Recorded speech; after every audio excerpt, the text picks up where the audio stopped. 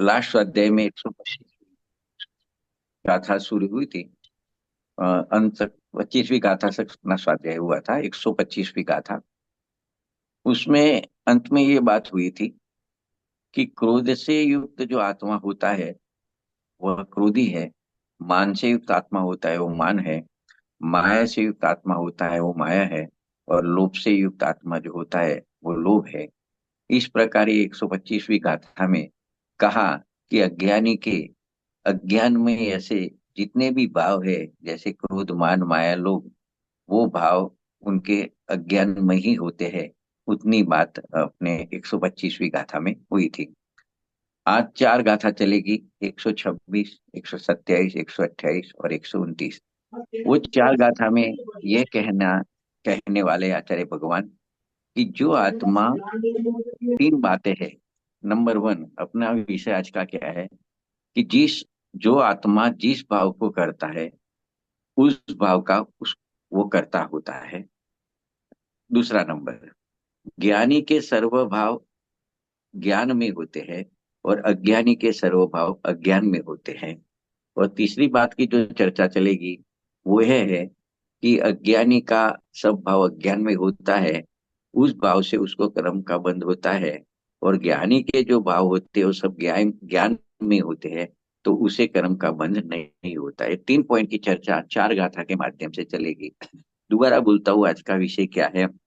एक तो जो आत्मा जिस भाव को करता है उस भाव का वो करता होता है। नंबर दो, ज्ञानी के जितने भी भाव होते हैं वो सब ज्ञान में ही होते हैं, और अज्ञानी के जितने भी भाव होते हैं सर्व भाव अज्ञान में होते हैं। तीसरी बात कि अज्ञान में भाव से कर्म का बंध होता है और ज्ञान में भाव से कर्म का बंध नहीं होता है। इतना अपना विषय है आज का चार गाथा का। उसमें अपने पहले दो गाथा लेंगे, 126 और 127।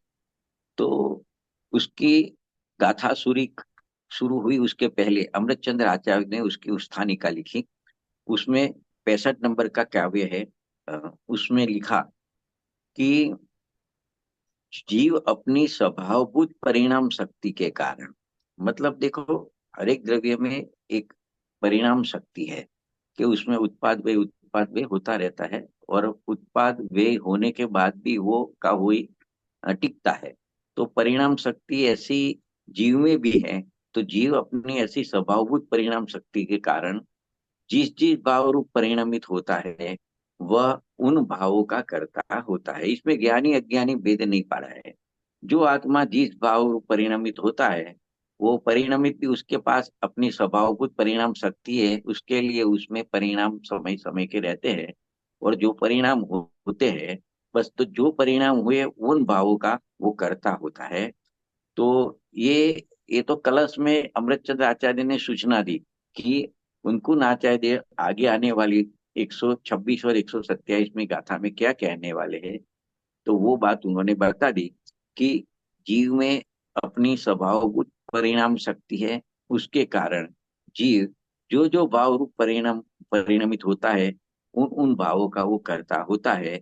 ये आगे की गाथा में 126 127 में आने वाला है। उसकी सूचना अमृत चंद्र आचार्य ने दी। तो देखो, अभी डायरेक्ट कुंकुन आचार्य देव ने क्या कहा। 126वीं गाथा में उनका कहना यही है कि आत्मा जिस भाव को करता है वह उस भाव रूप कर्म का कर्ता होता है। फिर उन्होंने कहा कि ज्ञानी के वे भाव ज्ञान में होते हैं और अज्ञानी के वही भाव उनके अज्ञान में होते हैं। ये तो 126 नंबर की गाथा में कहा। साथ में उन्होंने 127 नंबर की गाथा जोड़ी। उसमें उन्होंने कहा अज्ञानी के सब भाव अज्ञान में होने के कारण अज्ञानी कर्मों को करता है, मतलब उसको वो कर्म को बांधता है। और ज्ञानी के जितने भाव होते हैं वो ज्ञान में होते हैं, तो वो ज्ञान में भाव होने के कारण ज्ञानी कर्म को नहीं करता, मतलब कर्म का बंधन नहीं करता। ये 127 और 126 और 127 गाथा में कुंकुन आचार्य देव ने कहा। वापिस अमृतचंद्र आचार्य देव ने इसी बात को थोड़ा खोला है, किस प्रकार से समझाया है उसकी चर्चा करेंगे। मतलब देखो क्या बात हुई, दो गाथा को मिला के इतनी बात हुई कि पहले कहा कुंकुन आचार्य देव ने आत्मा जिस भाव को करता है वह उस भाव रूप कर्म का कर्ता होता है। फिर उन्होंने कहा ज्ञानी के भाव सब ज्ञान में होते हैं और अज्ञानी के सब भाव अज्ञान में होते हैं। और तीसरे नंबर में ये कहा अज्ञानी के भाव अज्ञान में होने से अज्ञानी कर्मों का बंद करता है और ज्ञानी के भाव ज्ञान में होने से ज्ञानी कर्मों का बंद नहीं करता है। ये तीन बात उन्होंने कह दी। उसको जो टीका है इस दो गाथा की, उसमें अमृतचंद्र आचार्य ने उनको समझाया है। इसी बात को किस प्रकार समझाया है कि देखो, उनका कहना है अमृतचंद्र आचार्य देव का कि कुंकुन आचार्य देव ये कहना चाहते हैं कि यह आत्मा स्वयं में परिणाम स्वभाव वाला है। एक बात तो हो गई। और अपने जिस भाव को आत्मा करता है उसी कर्म पने को वो प्राप्त होता है और उसी उसी भाव का वो करता होता है। मतलब उनका कहने का तात्पर्य ये है कि वह भाव, मतलब जो आत्मा जो भाव करता है वह भाव आत्मा का कर्म है और आत्मा उस भाव का करता है। उसका तात्पर्य दो गाथा का इतना है। तो वहां कहते हैं वह भाव भी ज्ञानी के ज्ञान में होते हैं।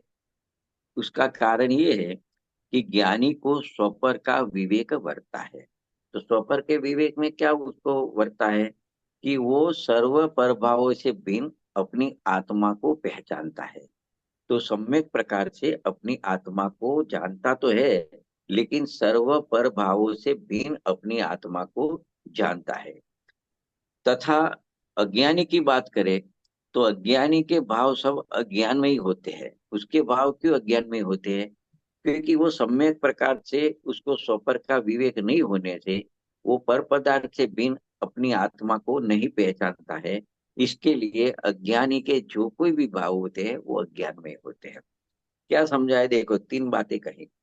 एक तो ये कहा एक तो ये कहा पहले सामान्य रूप से कहा आत्मा जो भाव करता है वो भाव का वो करता होता है। फिर उन्होंने कहा कि ज्ञानी के सब भाव ज्ञान में होते हैं और अज्ञानी के सब भाव अज्ञान में होते हैं।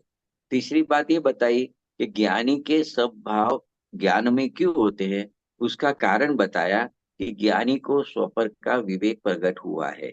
इसके लिए वो अपनी आत्मा को जानता है सम्यक प्रकार से, लेकिन सर्व पर से और परभाव से भिन्न अपनी आत्मा को जानता है। ऐसा उसको विवेक प्रकट हुआ है। इसके लिए वो अपने भावों का करता है, वो कर्म का बंध नहीं करता है। और ज्ञानी के जितने भी अज्ञानी के जितने भी भाव होते हैं वो अज्ञान में क्यों होते हैं? उसका कारण ये है कि उसे सम्यक प्रकार से स्व और पर का विवेक नहीं है। तो वो अपनी आत्मा को पर पदार्थ से भिन्न नहीं जान सकता है। इसके लिए उसके सब भाव को अज्ञान में कहा और ज्ञानी के सब भाव ज्ञान में कहा। क्योंकि ज्ञानी को स्वपर का विवेक है तो वो अपनी आत्मा को सर्व पर द्रव्य से पर भावों से भिन्न जानता है। इसके लिए ज्ञानी के सब भाव ज्ञान में है। तो इतनी बात कही। तो देखो इसमें क्या होता है कि सम्यक प्रकार से स्वपर का विवेक अज्ञानी को नहीं है। तो उसको अपनी आत्मा की पहचान भी सही सम्यक प्रकार से पहचान नहीं है। इसके लिए जो अज्ञानी के सब भाव अज्ञान में होते हैं, तो इससे क्या होगा? ऐसी स्थिति में क्या होगा अज्ञानी को कि उसको स्व और पर का एकत्व का अभ्यास होता है। ज्ञानी स्व और पर को भिन्न भिन्न जानता है, अज्ञानी स्व और पर को एक पने से जानता है। तो वो ज्ञान मात्र भाव से भ्रष्ट हो जाता है और जो जो राग देश के भाव उसको उत्पन्न होते हैं उसके साथ एकाकार होकर उसका अहंकार करता है कि ये मेरा राग है, मैंने ऐसा राग किया, मैंने क्रोध किया। मतलब वो रागी द्वेषी क्रोधी मानी होता है। तो ऐसे अज्ञान में भाव के कारण कारण वो स्वयं ही अपने से ही राग देश रूप अपने को करता हुआ वो कर्मों को करता है, मतलब कर्मों का बंध करता है। ये अज्ञानी की बात कही। कहाँ से शुरू की? अज्ञानी को स्वपर का विवेक अस्त हो गया है तो उसको परिचय भी ऐसे अपने आत्मा की मतलब पहचान नहीं है सम्यक प्रकार से। इसके लिए उसके अज्ञानी के सब भाव को अज्ञान में कहा। ऐसी स्थिति में वो क्या करता है कि वो स्व और पर का एकत्व का उसको अभ्यास चलता है। मतलब पर में यहाँ पे क्या लिया है, परद्रव्य तो लिया है, लेकिन परद्रव्य के निमित्त से अपने जो विकार रूप भाव होते हैं, मोह राग देश वो भाव होते हैं, तो वो पर है सब, क्योंकि पर से पर के लक्ष्य हुए है।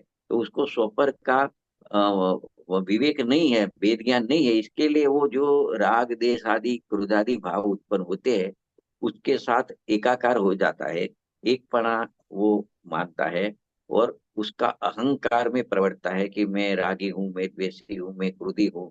इस प्रकार अपने को मानता हुआ अज्ञानी रागी द्वेषी हो जाता है, और इस अज्ञानमय भाव के कारण स्वयं को राग देश रूप करता हुआ वो उद्गल कर्म का बंध करता है। ये अज्ञानी की बात की।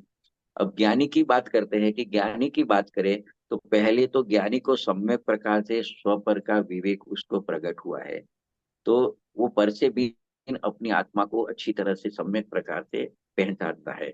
ऐसी स्थिति में क्या होता है, उसको स्व और पर का भिन्न पड़े का ज्ञान वर्ता है, भान वर्ता है।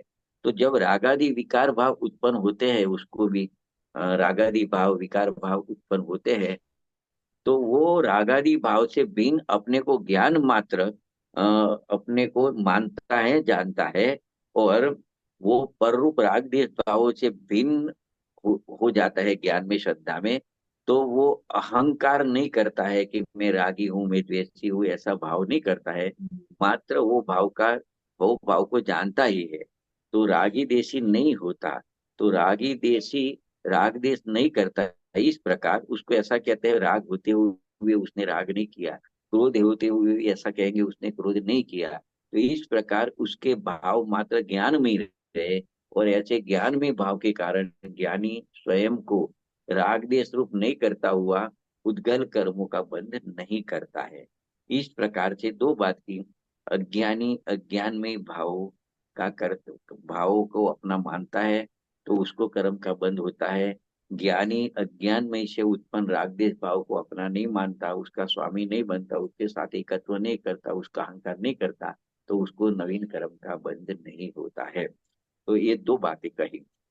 अभी देखो, अमृतचंद्र आचार्य देव ने अच्छी तरह से 126 127 गाथा तो टीका के माध्यम से समझाई।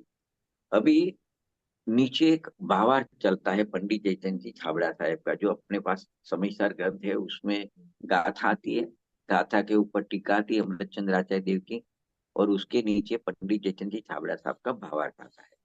तो उन्होंने इसके बारे में क्या कहा, इस गाथा को किस प्रकार से समझाया। क्योंकि उन्होंने ज्ञानी की बात की पहले, कि ज्ञानी को स्वपर का भेद ज्ञान हुआ है, इसीलिए उसके अपने ज्ञान में भाव का ही कर्तृत्व है, और अज्ञानी को स्वपर का भेद ज्ञान नहीं हुआ है, इसलिए अज्ञानमय ऐसे राग देश भाव का ही वो कर्ता बनता है, तो उसको राग देश भावों का ही कर्तृत्व है, अज्ञानमय भाव का ही उसको कर्तृत्व हो। दूसरी बात उन्होंने क्या बताई, कि इस आत्मा के, समझो ज्ञानी हुए कि अज्ञानी हुए, जब तक चारित्र मोहिनी कर्म का उदय बढ़ता है, तो चारित्र मोहिनी में भी क्रोध मान माया लोभ होते हैं, वो कर्म के उदय रहते हैं। तो क्रोध मान माया लोभ आदि मोहिनी कर्म की प्रकृति, यानी उसको शॉर्ट में कहेंगे, क्रोध और मान तो द्वेष में जाएगा, माया और लोभ राग में जाएगा। तो ऐसा कहेंगे कि क्रोधाधिक मोहिनी कर्म की प्रकृति, यानी राग देश का उदय आने पर अपने उपयोग में उसका राग देश रूप मलिन स्वाद आता है। मतलब जो रागादि जैसे सामने आग होती है, तो दर्पण होता है उसके सामने, तो दर्पण में आग दिखती है। सामने नाग होता है, तो दर्पण में नाग दिखता है। सामने वाघ होता है, तो दर्पण में वाघ दिखता है। इस प्रकार जब चारित्र मोहिनी कर्म का उदय आता है, तो राग देश के जो भाव होते हैं, ये भी ज्ञान दर्पण में झलकते हैं, तो उसको ऐसा कहता है कि वो अपने उपयोग में उसका यानी राग देश रूप मलिन स्वाद आता है। ऐसी स्थिति में क्या होता है, अज्ञानी क्या करता है। तो देखो, अज्ञानी को स्वपर का भेद ज्ञान तो है नहीं, तो ये तो यही मान लेता है कि यह राग देश रूप मलिन उपयोग ही मेरा स्वरूप है, वही मैं हूं। इस प्रकार राग देश में अहम बुद्धि करता हुआ अज्ञानी अपने को रागी देशी करता है, इसलिए वह कर्मों को करता है, यानी कर्मों का बंध करता है। तो इसके लिए शॉर्ट में कुनकुन आचार्य देव ने इतना कहा कि इस प्रकार अज्ञानमय भाव से कर्म का बंधन होता है। ये तो अज्ञानी की बात कही, अभी ज्ञानी की बात करते हैं पंडित जयचंद जी छाबड़ा साहब। तो देखो कंडीशन सेम है। क्या कंडीशन है कि आत्मा को क्या होता है, क्रोधादि मोहनी कर्म की प्रकृति यानी राग देश का उदय आता है। तो ज्ञानी को भी अपने उपयोग में उसका राग देश रूप मलिन स्वाद तो आता है, लेकिन उसी समय ज्ञानी को तो वेद ज्ञान होता है। तो क्या वेद ज्ञान होता है कि ज्ञान उपयोग में ज्ञान अलग है और राग अलग है। ज्ञान स्वभाव है, राग विभाव है। राग पुद्गल के निमित्त से हुआ है, इसके लिए वो मेरा स्वभाव तो नहीं है, विभाव है और वो पुद्गल का है। तो ज्ञानी को इस प्रकार का वेद ज्ञान होने से वह ये जानता है कि ज्ञान भाव तो शुद्ध उपयोगी है, वही मेरा भाव है, वही मेरा स्वरूप है, वही मैं हूँ। और ये जो राग देश जो आता है, वो राग देश का स्वाद आता है, वो तो कर्मों का रस है, वह मेरा स्वरूप नहीं है। इस प्रकार से राग देश में वो हम बुद्धि नहीं करता हुआ ज्ञानी अपने को रागी देशी नहीं करता, केवल राग देश का ज्ञाता ही रहता है। इसीलिए वह कर्मों को नहीं करता, यानी नई नवीन कर्म बंधन को नहीं करता। इसको कुनकुन आचार्य देव ने शॉर्ट में ये कहा कि ज्ञानी ज्ञानमय भाव से कर्म बंधन नहीं होता है। तो ये पंडित जयचंद जी शारदा साहब ने अपनी भाषा में समझाया। देखो उसके बाद पूज्य श्री काजी स्वामी ने इसके बारे में अपने विचार किस प्रकार से रजू किए, वो भी अपने देख लेते हैं।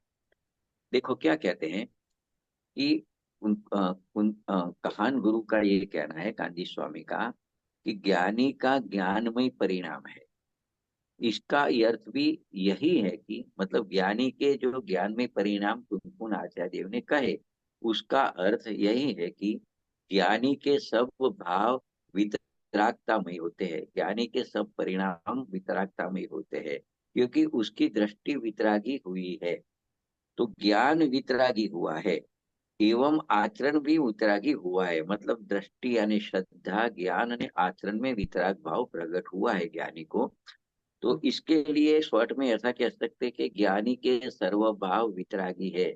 इस कारण ज्ञानी वितराग भाव का ही कर्ता होता है और वितराग भाव ही ज्ञानी का कर्म होता है।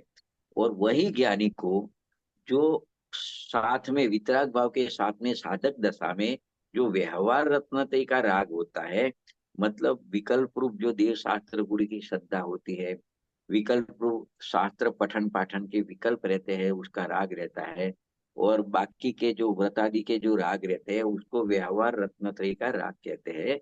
मतलब व्यवहार दर्शन ज्ञान चारित्र का राग होता है। तो ज्ञानी उसका कर्ता नहीं है, क्योंकि ज्ञानी के सभी भाव ज्ञान में ही होते हैं। व्यवहार रत्नते का जो राग होता है, ज्ञानी मात्र उसको जानता है, किंतु वह राग राग ज्ञानी का कार्य नहीं है। तो ये पूज्य कांजी स्वामी ने गुरुदेव श्री ने ये बात समझाई। तो सभा में से प्रश्न आया था जब उनका ये स्वाध्याय चलता था तब, कि ज्ञानी को यथा पदवी अपनी भूमिका अनुसार राग तो आता है ना, राग तो ज्ञानी को भी आता है, सीधा प्रश्न ये है। तो उत्तर है उसका कि हाँ, ज्ञानी को भी अपनी भूमिका अनुसार राग आता है। मतलब उनको देव गुरु शास्त्र की भक्ति के परिणाम, उनका पूजा वगैरह का परिणाम, व्रत का परिणाम, दाना दान आदि देने का जो परिणाम है, वो सब राग है। वो ज्ञानी को अपनी भूमिका भूमिका अनुसार आता है। लेकिन ज्ञान भाव से परिणमित ज्ञानी के ज्ञान परिणमन से वह राग भिन्न रह जाता है। मतलब ज्ञान तो हर समय पे होता है ज्ञानी को, साथ में अपनी भूमिका है। तो उस प्रकार के व्रत भक्ति पूजा के राग विकल्प भी आते हैं, लेकिन वो अपने ज्ञान को राग से भिन्न जानता है। तो वो जानता है कि मेरा चैतन्य स्वरूप है, मेरा ज्ञान स्वभाव है, वो तो ये राग से भिन्न है। ऐसा वेद ज्ञान उसको प्रकट हो जाने से ज्ञानी को शुभ और भूमिका ऐसी होती है तो अशुभ राग भी आता है चौथे पांचवें गुणस्थान में। लेकिन उसको ज्ञानी को वो राग का शुभ अशुभ राग का स्वामित्व नहीं होता है। तो राग के स्वामित्व पड़े से वो परिणामित नहीं होता है। वो मात्र उस समय अपने शुद्ध परिणाम को ही अपना परिणाम जाता है और उसका ही कर्ता बनता है। तो ज्ञानी के ज्ञान में ही भाव होते हैं। इस प्रकार से कह सकते हैं कि ज्ञानी अपने को मात्र ज्ञाता दृष्टा बनता है, राग का ज्ञान करता है, जानता मात्र है। तो जानना वो तो ज्ञान में भाव हुआ। तो ज्ञानी के ज्ञान में ही भाव होते हैं। राग ज्ञानी का कर्तव्य अथवा कार्य नहीं है। फिर उन्होंने कहा कि भगवान आत्मा यानी हर एक जीव का स्वभाव है, वो शुद्ध चैतन्य घन अनंत गुणमय पवित्र धाम प्रभु स्वयं स्व है। मतलब अपनी स्वभाव से तो हर एक आत्मा शुद्धि है, सिद्ध समानी है। और ज्ञानी की साधक दशा होती है तो पर्याय में जो दया दान भक्ति आदि के विकल्प आते हैं, उसको ज्ञानी पर जानता है। तो अज्ञानी को ऐसा निर्मल वेद ज्ञान नहीं होता है। ऐसे स्व और पर का वेद ज्ञान नहीं होने से अज्ञानी ऐसे अज्ञान में भावों का कर्ता होता है। अज्ञान में भावों का कर्ता होता है। अर्थात ऐसा भी कह सकते हैं कि जो दया दान व्रत भक्ति आदि के जो विकल्प उठते हैं, तो अज्ञानी उसी भावों का कर्ता होता है। तो देखो इस प्रकार से ये दोनों गाथा में 126 और 127 गाथा में यह स्पष्ट किया गया कि ज्ञानी आत्मा अपने ज्ञान भावों का कर्ता होता है और अज्ञानी अज्ञान भावों का कर्ता होता है। तो किस प्रकार से होता है, यह बात अपने टीका के माध्यम से पंडित जयचंद जी छाबड़ा साहब के माध्यम से और पूज्य गुरु श्री कांदी स्वामी के माध्यम से अपने उसको समझे। अभी देखो ये दो गाथा पूरी हुई, फिर अमृत चंद्र आचार्य देव की टीका चालू है। तो उन्होंने एक प्रश्न उठाया। उन्होंने प्रश्न उठाया कि अज्ञानी अज्ञान में भावों का ही कर्ता होता है और ज्ञानी आत्मा ज्ञान में भावों का ही कर्ता क्यों होता है। मतलब अज्ञानी अज्ञान में भावों का ही कर्ता और ज्ञानी ज्ञान में भावों का कर्ता क्यों होता है। तो इस प्रकार का प्रश्न उन्होंने उठाया और उस प्रश्न का उत्तर आगे आने वाली जो 128 और 129 नंबर की गाथा है उसमें इस प्रश्न का जवाब देंगे। तो देखो यहाँ पे मूल कलश जो है अपने मतलब काव्य लिखा है, पद्य में लिखा है टीका के रूप में, वो इस प्रकार के है कि देखो उन्होंने कहा कि यहाँ एक प्रश्न होता है कि ज्ञानी को ज्ञान में भाव ही क्यों होते हैं, उसके अज्ञान में भाव क्यों नहीं होते हैं। इस प्रकार अज्ञानी की बात करें तो अज्ञानी के सभी भाव अज्ञान में क्यों होते हैं, अज्ञानी के भाव ज्ञान में क्यों नहीं होते हैं, दोनों तरफ से बात की। तो इस पर विचार करते हैं तो ऐसा लगता है कि ये प्रश्न प्रश्न में कुछ दम नहीं है। क्योंकि इसमें तो इतना ही है कि ज्ञानी के ज्ञान में और अज्ञानी के भाव अज्ञान में क्यों होते हैं। पर देखो इसको थोड़ा गहराई से उसको विचार करे तो ऐसा मालूम पड़ता है कि देखो पहले भाव कौन से लिए, ज्ञानी के और अज्ञानी के दोनों के भाव कौन से लिए। कि देखो इसमें कहते हैं कि जो दया दान भक्ति आदि के शुभ भाव होते हैं, विषय के भोग आदि के अशुभ भाव होते हैं, वे भाव लिए। अभी ये भाव ज्ञानी को होता है या अज्ञानी को होता है, दोनों को भाव तो एक ही रहता है। तो देखो ऐसे शुभ अशुभ भाव यदि ज्ञानी को होता है तो उनको ज्ञान में भाव कहा। और यदि यही भाव अज्ञानी को होता है तो यही भावों को अज्ञान में कहना कहाँ तक उचित है। तो अज्ञानी के मतलब उस भाव को अज्ञान में कहकर बंध क्या कारण बताया, खाली अज्ञान में भाव नहीं कहा। यही शुभ और अशुभ राग अज्ञानी को जब होता है तो उसको अज्ञान में भाव खाली नहीं कहा, अज्ञान में भाव तो कहा, साथ में ये भी कहा कि ये भाव उनके अज्ञान में होने का कारण बंध का कारण है बताया। और ज्ञानी के वही भाव हुए, उसको ज्ञान में कहा और ज्ञान में कहकर ये कहा कि वो बंध के कारण नहीं है। तो यहाँ प्रश्न ये उठाया असली में तो कि ऐसा कहना न्याय संगत कैसे होएगा। तो वास्तविक प्रश्न तो इस प्रकार का गहराई से सोचे तो बनता है। तो देखो ये जो कलश है, मतलब काव्य है अमृतचंद्र आचार्य देव की टीका के रूप में पद्य में। तो एक राजमल जी पंडित जी हुए, उन्होंने इसके ऊपर, कलश के ऊपर टीका लिखी, मतलब समय सार की टीका काव्य रूप में है, उसको कलश कहा है, उसके ऊपर भी टीका लिखी। तो उसमें उन्होंने यही कलश का, यही इसका अर्थ करते हुए इस प्रकार का संकेत दिया है। और देखो, और बात करें तो पंडित रायमल जी पांडे ने जो कलश के ऊपर टीका लिखी, उसके ऊपर बनारसी दास जी ने उसके ऊपर काव्य लिखे। और उस काव्य, मतलब ये कलश के टीका के ऊपर जो बनारसी दास जी ने लिखा, उसका भावानुवाद इस प्रकार से है कि ये बनारसी दास जी को पढ़ रहे हैं कि ज्ञानी के भोग तो निजरा के कारण है, और अज्ञानी के लिए वही भोग बद के कारण है। तो बनारसी दास जी कहते हैं, यह बात तो आश्चर्य उत्पन्न करने वाली है, यह बात मेरे हृदय में नहीं बैठती, इसमें मुझे अन्याय भासित होता है। क्योंकि जो भाव अज्ञानी के लिए बंध का कारण है, वही भाव, वही शुभ अशुभ राग का भाव ज्ञानी के लिए निजरा के कारण कैसे हो सकते हैं। तो इस प्रकार का ये भाव इसमें है। तो देखो, शिष्य द्वारा ऐसा प्रश्न, असली तो शिष्य के मुख में ऐसा प्रश्न रखा है, वो खुद करते हैं। तो उसको कुनकुन आचार्य देव 128 और 129 नंबर की गाथा में उसको समझा रहे हैं। तो देखो, इसका उत्तर दो गाथा में इस प्रकार से दिया है। तो 128वीं गाथा में उन्होंने कहा कि ज्ञानी को भोग का भाव निजरा का कारण बनता है, क्योंकि मतलब शुभ राग हुए या अशुभ राग हुए, उसको ज्ञानी को निद्रा का कारण बनता है। क्यों बनता है? क्योंकि वो ज्ञानमय भाव में से ज्ञानमय भाव ही उत्पन्न होते हैं। इसीलिए ज्ञानियों के समस्त भाव ज्ञानमय ही होते हैं।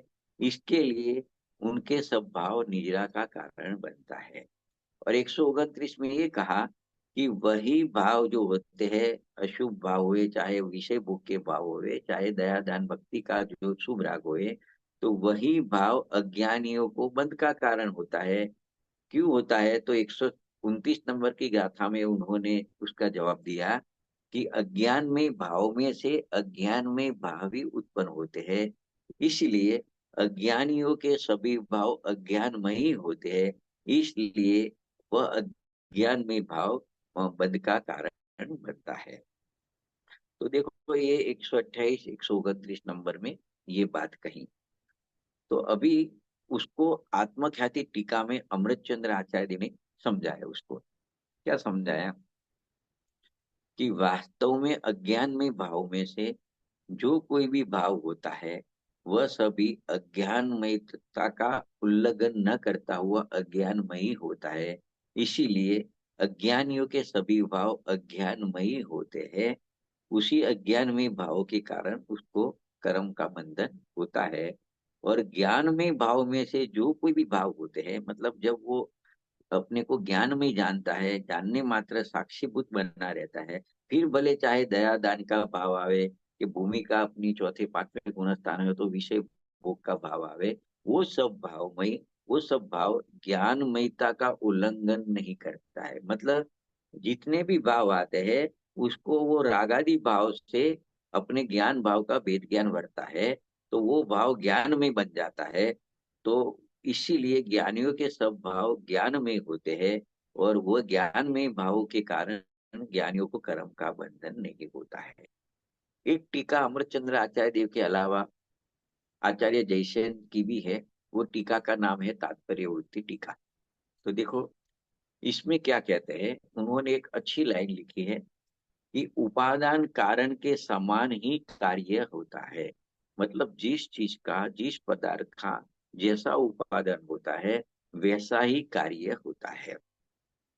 इस आगम वचन का मतलब, इसको समझाते हुए इसको इस प्रकार से समझाते हैं कि ज्ञान में भावों से ज्ञान में भाव ही उत्पन्न होते हैं। मतलब जो ज्ञानियों को निश्चय रत्नत्रय रूप ज्ञान भाव होते हैं, मतलब मोक्ष पर्याय रूप जो ज्ञान भाव है, उससे मोक्ष पर्याय का ही भाव उत्पन्न होता है। जैसे उसको अज्ञान में भाव नहीं होता, उन्होंने एक दृष्टांत दिया है कि जौ का बीज बोने पर जिस प्रकार बासमती चावल पैदा नहीं होता है, इसी प्रकार से वे अपनी बात को पुष्ट करते हुए कहते हैं कि अज्ञान में भाव से ज्ञान में भाव उत्पन्न नहीं हो सकता है, और ज्ञान में भाव से अज्ञान में भाव उत्पन्न नहीं हो सकता है। तो इतना तो तात्पर्य वृत्ति टीका में जयसेन आचार्य देव ने समझाया। देखो, अभी ये गाथा पूरी होने के बाद अमृतचंद्र आचार्य देव ने एक छंद लिखा, वापिस एक काव्य लिखा। उसमें इसी भाव को दोहराया गया है, दोबारा कहा है, इसी भाव की पुष्टि की गई है। वो छंद इस प्रकार के हैं कि ज्ञानी के समस्त भाव ज्ञान से रचित होते हैं, और अज्ञानी के सभी भाव अज्ञान से रचित होते हैं। मतलब वो ज्ञान भाव से उनका भाव बनता है ज्ञानियों का, और अज्ञान भाव से अज्ञानियों के सब भाव बनते हैं। ये देखो, इस कलश का भाव इस काव्य में इसका अर्थ इस प्रकार का है कि जो चतुर्थ आदि गुणस्थानवर्ती ज्ञानी जीव होते हैं, जो मोक्ष मार्ग में आरूढ़ है, उनको चारित्र की कमजोरी से अपनी भूमिका अनुसार रागादि भावों का परिणमन पाया जाता है। वह परिणमन भी यहाँ पे ज्ञान में भावी कहलाया है। भले रागादि भाव है, लेकिन उसको राग ज्ञान में भावी कहा है। इसका कारण ये है कि ज्ञानी जीव के उन रागादि के होने पर भी अनंत संस्कार को करने वाला मिथ्यात्व आदि का बंध नहीं होता है। देखो, उसको चारित्र मोह का उदय तो है, दर्शन मोह का उदय नहीं है, क्योंकि दर्शन मोहनी के उदय से जो मिथ्यात्व कर्म उत्पन्न होता है उसका तो उसने नाश कर दिया है, अभाव कर दिया है। इसके लिए ये सा राग होने पर भी उसको जो जब मिथ्यात्व के परिणाम होते हैं तो अनंत संसार का बंध होता है, ऐसा बंध ज्ञानी को नहीं होता है। उसको चारित्र मोह संबंधी जितना राग होता है, इतना थोड़ा अल्पबंदी होता है, तो वो अनंत संसार का कारण नहीं बन सकता है। इस कारण उस बंध को यहाँ पे गिनती में नहीं लिया है। तो इसी बात को स्पष्ट करते हुए राजमल जी पांडे साहब ने कलश टीका में भावार्थ में इस प्रकार लिखा है कि सम्यक दृष्टि जीव और मिथ्या दृष्टि जीव की क्रिया तो एक जैसी होती है। क्रिया संबंधी विषय जो होते हैं और विषय को देख के जो कषाय होती है वो भी एक सरखी होती है, परंतु द्रव्य का परिणमन का भेद रहता है। मतलब उनका ज्ञान श्रद्धान का परिणमन किस प्रकार का है, वो दोनों में भेद रहता है। उसका विवरण करते हुए उन्होंने समझाया कि सम्यक दृष्टि का द्रव्य शुद्धत्व रूप परिणाम है। इसीलिए जो कोई भी परिणाम बुद्धिपूर्वक अनुभव रूप है, अथवा विचार रूप है, अथवा व्रत क्रिया रूप है, अथवा भोग अभिलाषा रूप है, अथवा चारित्र मुख के उदय से क्रोधमान माया रूप होता है, वह सभी परिणाम ज्ञान जाति में घटता है, घटित होता है। इसका कारण यह है कि जो कोई भी परिणाम है वह संवर निद्रा का कारण है। ऐसा ही कोई द्रव्य परिणामन का उसका विशेष कुछ कुछ प्रकट उसको हुआ है। इसके सामने मिथ्या दृष्टि को देखे तो मिथ्या दृष्टि का द्रव्य अशुद्ध रूप परिणाम है। इसीलिए मिथ्या दृष्टि का परिणाम अनुभव रूप तो होता ही नहीं है। इस कारण से सूत्र सिद्धांत के पाठ पाठ रूप हुए, या व्रत तप रूप उसका भाव हुए, या दान दया पूजा शील रूप उसका भाव हुए अज्ञानी का, अथवा भोग अभिलाषा रूप हुए, अथवा क्रोधमान माया लोभ रूप हुए, ये समस्त परिणाम अज्ञान जाति का है, क्योंकि वह बंध के कारण बनते हैं, संबंध निद्रा का कारण नहीं है। तो अज्ञानी का द्रव्य ऐसा ही परिणमन विशेष होता है। तो देखो, ये दोनों बात को मतलब राजमल जी पांडे ने कहा ज्ञानी के क्रोधादि भाव एवं भोग अभिलाषा को भी ज्ञान भाव में घटित कर रहे हैं, और अज्ञानी के व्रत तप के दान के पूजा आदि के परिणाम भी अज्ञान भावों में घटित कर रहे हैं। वो इस प्रकार है। उन्होंने जो छंद लिखा है उसका अर्थ अपने देखते हैं कि दया दान और पूजादि पुण्य भाव तथा विषय कषाय आदि के पाप भाव, दोनों ही भाव कर्म बंध रूप है, कर्म बंध करने वाले हैं, और दोनों भावों की उत्पत्ति का स्थान भी एक आत्मा ही है। ऐसा होने पर भी ज्ञानी और अज्ञानी दोनों ही दोनों प्रकार के कर्मों को करते हुए एक सरखे दिखाई देते हैं, तो भी दोनों के परिणामों में अंतर होने से उसके फल में भी अंतर पड़ जाता है। ज्ञानी जीव पुण्य पाप भावों को करते हैं, पर उनमें उनका उदासीन भाव बना रहता है। वे वो पुण्य पाप के भाव में ममत्व धारण नहीं करते हैं। इस कारण उनके वे सभी कार्य बंध के कारण नहीं बनकर निजरा के कारण बन जाते हैं। इसके सामने अज्ञानी को क्या होता है? अज्ञानी वही शुभ अशुभ भाव में मग्न हो जाता है और वही कार्य करते हैं कि ये मेरा कर्म है, ये मेरा कर्तव्य है। तो अंध होकर उनमें ममत्व करते हैं, इस कारण अज्ञानी बंध को प्राप्त होते हैं। तो दोनों को भाव तो एक ही प्रकार का हुआ, लेकिन उनकी परिणति में फर्क रहता है, उसके श्रद्धा ज्ञान में फर्क रहता है। इसके लिए एक को बंध का कारण बनती है, एक को संबंध निद्रा का कारण बनता है। इस प्रकार ये जो अपने गाथाओं देखी और जो कलश देखे, उसमें इतना स्पष्ट हो गया कि ज्ञानी के मिथ्यात्व और अनंतानुबंधी संबंधी रागादि भाव तो होते ही नहीं है, किंतु अनंता बंधु के अलावा जो अप्रत्याखाना प्रत्याखान और संलग्न संबंधी जितना भी रागादि भाव उनको होते हैं, तो ज्ञानी उस रूप परिणमित होता भी है, तथापि उन भावों का वो स्वामी नहीं बनता है और उसका कर्तृत्व भी ज्ञानी को नहीं होता है। इस कारण उसे तत्संबंधी बंध भी नहीं होता है। तो ये अभी तक जो चला उसका निष्कर्ष लास्ट 4 लाइन में अपने दिखा। देखो, ये सब बातें की, अंतिम पूज्य गुरुदेव श्री कांजी स्वामी के विचार इसके ऊपर क्या है वो भी अपने समझने जैसे है। यही बात अच्छी तरह से वापिस रिपीटेशन में आ जाएगी, आज जितनी बात हुई हुई। कि देखो क्या कहते हैं, पहले अज्ञानी की बात करते हैं। अज्ञानी को शुभाशुभ भावों में एकत्व बुद्धि है, मतलब उसको शुभ राग होए अशुभ राग होए उसमें एकत्व बुद्धि है। इस कारण उसके जो शुभ राग व्रत तब के होते हैं, उसको अज्ञान में भाव कहे जाते हैं। इसके सामने देखे तो ज्ञानी को वैसे भाव आते हैं शुभ राग व्रत तब के, लेकिन वो राग से भिन्न अपना जो निर्मल आनंद स्वरूप है, तो उसका उसको भान हो गया है, अनुभव हो गया है। तो इससे क्या होता है कि उसको जो रागादि भाव आते हैं होते हैं, उन्हें मात्र जानता ही है, लेकिन उनका कर्ता नहीं बनता है। तो ज्ञानी उस राग संबंधी ज्ञान का कर्ता तो होता है।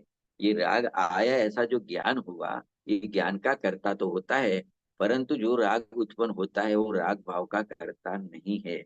तो ज्ञानी के इसके लिए कहते हैं कि सभी भाव ज्ञान की जाति का ही बनते हैं, अतः उनके सभी भाव ज्ञान में ही कहे जाते हैं। लेकिन इसके सामने अज्ञानी की बात करें तो अज्ञानी को भी व्रत तप आदि का भाव उसको होता है, करता है। वह उन भावों का उल्लंघन नहीं कर पाता, लेकिन उससे भिन्न अपने ज्ञान स्वभाव को नहीं पहचान जाता। इसके लिए उसके सभी भाव अज्ञान में ही होते हैं।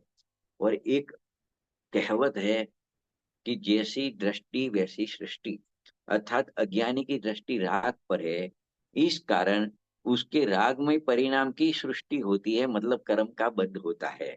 और वो कर्म बंध में जुड़ने से वापिस राग होता है, तो उसकी रागमय परिणाम की सृष्टि होती है। धर्मी जीव की दृष्टि राग से भिन्न अपने चैतन्य स्वभाव पर है। इसके लिए उनके जितने भी परिणाम होते हैं वो ज्ञानमय की सृष्टि वाले होते हैं। तो वर्तमान में भी ज्ञान करता है, आगे भी ज्ञान ज्ञान ज्ञान ही करेगा, राग होते हुए भी राग से भिन्न ज्ञान ही करता रहेगा। देखो अभी दोबारा कहते हैं, अज्ञानी को जो व्रत तप संयम उपवास ब्रह्मचर्य आदि के जितने भी भाव होते हैं वो राग में कहे जाते हैं, क्योंकि वो भावों में उनकी एकत्व बुद्धि रहती है। इस कारण अज्ञानी के सभी भाव अज्ञान में कहे जाते हैं। इस प्रकार से अपने कह सकते हैं कि ज्ञानी और अज्ञानी के परिणमन में जमीन आसमां का अंतर रहता है। तो यहाँ जो कलश आए, उसमें एक कलश गया, उसमें एक प्रश्न उठाया था, उसका उत्तर यहाँ पे दे दिया है कि ज्ञानवंत के भोग निजरा हेतु है। ज्ञानी का जो भोग होता है वो निजरा का कारण होता है, और अज्ञानी का वही भोग बंध का कारण होता है। इसका कारण क्या है, इस प्रकार का जो एक प्रश्न हुआ था। तो इसी कलश में मतलब अंतिम में उसका उत्तर दिया, अज्ञानी का उन भावों में एकत्व, ममत्व और कर्तृत्व है, इस कारण से अज्ञानी को बंध होता है। और ज्ञानी को वही भाव होते हैं, दया, दान, भक्ति, विषय भोग के शुभ अशुभ परिणाम होते हैं, उसमें एकत्व, ममत्व और कर्तृत्व नहीं होता है। इस कारण ज्ञानी को उन भावों से बंध नहीं होता है। देखो, इस सबको कुल मिलाकर उसका तात्पर्य देखे तो यह हुआ कि बंध का मूल कारण शुभ अशुभ क्रिया नहीं है, शुभ अशुभ राग नहीं है। वो अल्प बंध का कारण है, उसको यहाँ गिनता नहीं है। जो अनंत संसार के बंध का कारण है, वो मिथ्यात्व भाव और अज्ञान है। उसको ही उसको ही बंध का मूल कारण कहा जाता है।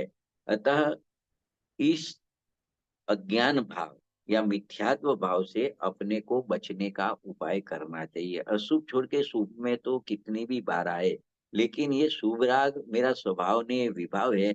मैं तो ये राग है उसका जानने वाला हूँ। मैं शुद्धात्मा हूँ। मैं शुद्धात्मा में मेरा नाम मात्र जानना मेरा काम। इस प्रकार का अभ्यास, इस प्रकार की प्रैक्टिस, अपने को इस प्रकार का वेद ज्ञान का प्रयास करना चाहिए।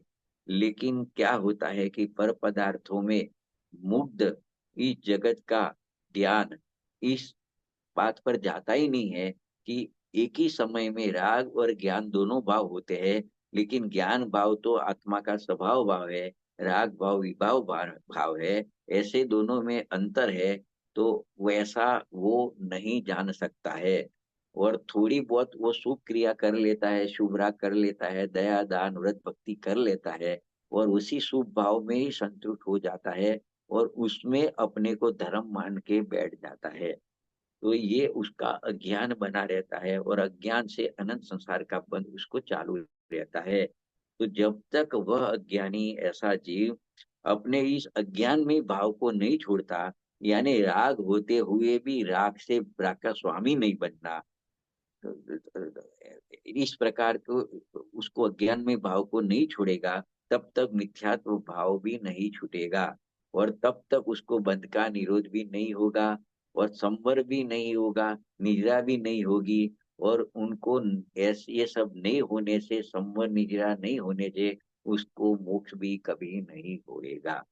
तो इस प्रकार से अंतिम में ये सीख दी, ये चार गाथाओं के माध्यम से, कि अपने राग तो है, राग तो बुराई है, अशुभ राग भी छोड़ने जैसा है, शुभ राग भी छोड़ने जैसा है। लेकिन ये राग का स्वामीपना, राग का एकत्व, ममत्व, कर्तृत्व है, वो मिथ्यात्व भाव और अज्ञान भाव है। वो अनंत संसार के बंध का कारण है। तो सबसे पहला प्रयास अज्ञान और मिथ्यात्व को छोड़ने का होना चाहिए, क्योंकि मिथ्यात्व और अज्ञान छूटने के बाद ज्ञानी साधक दशा में होता है, तब भी उसको राग तो कोई ना कोई प्रकार का बना रहता है। अनंतानुबंधु का राग जाने के बाद पांचवें गुणस्थान में अप्रत्याखान का राग होता है। छठे गुणस्थान में आता है तो संलग्न का राग होता है। तो राग तो बना रहता है, लेकिन उसको राग का एकत्व, ममत्व, कर्तृत्व छूट गया है। तो मिथ्यात्व और अज्ञान भाव का नाश हो गया है, वो मोक्ष मार्ग ही बन गया है। उसको जरूर से मोक्ष मिलता है। तो अपना भी प्रयास सबसे पहले कुछ करना है अपनी आत्मा की उन्नति के लिए, तो सबसे पहले जो अज्ञान और मिथ्यात्व भाव है उसको नाश करने का उपाय करना चाहिए। ये इसमें से सीख मिलती है। तो इस प्रकार से यहाँ 126, 127, 128 और 129 ये चार गाथा पूरी हुई। आगे की जो गाथा है उसका स्वाध्याय नेक्स्ट अपना स्वाध्याय आएगा, उसमें करेंगे। यहाँ पे विराम लेते हैं। कुछ आगे की सूचना हुए प्रश्न वगैरह की तो ठीक है, देखते हैं।